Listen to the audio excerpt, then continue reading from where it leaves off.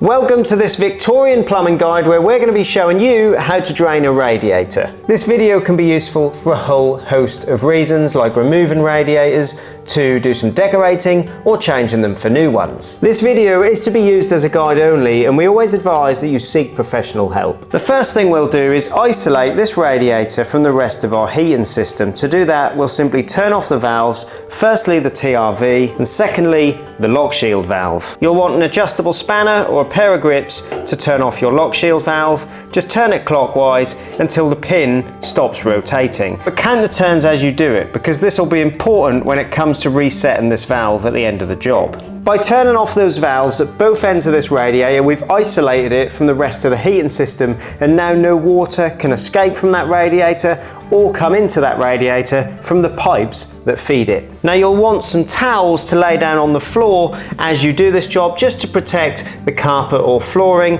and make sure you're doing this on a cold radiator. You'll also want some cloths and a shallow container and buckets to catch the water that comes out of the radiator. This is a plum tub and they're perfect for the job.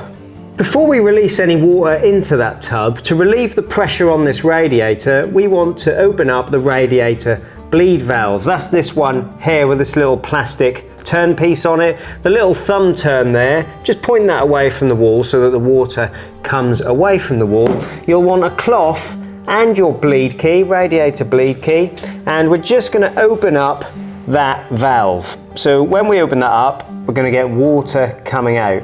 Now, we only need to relieve the pressure on this. We don't need to take out loads of water. We just want to relieve that pressure so that when we open up that big nut on the valve at the bottom there, we don't get lots of pressure spraying water out at us. Now we can put our adjustable spanner on that big nut there, support the valve with our hand or some grips, and just undo the valve. And what you're going to see as you start to do this, you're going to start to see some water starting to seep out of that valve. And to speed that process up, just pull the valve very slightly away from the radiator to increase the distance between the valve and the radiator there. And you can see that water starting to come out into the container.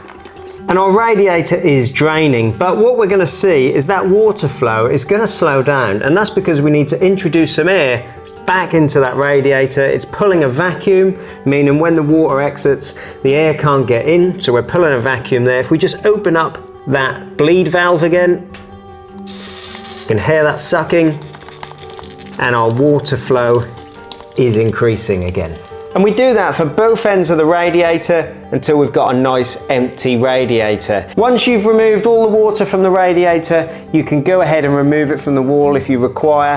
And when you do that, just be careful, because there'll probably be a little bit of water in the bottom. Just tip it one way into a bucket. If it's a big radiator and it's heavy, get someone to help you when you do that. And you'll then be able to go ahead and do whatever work on the heating system you need. Thanks for watching. We'll see you very soon.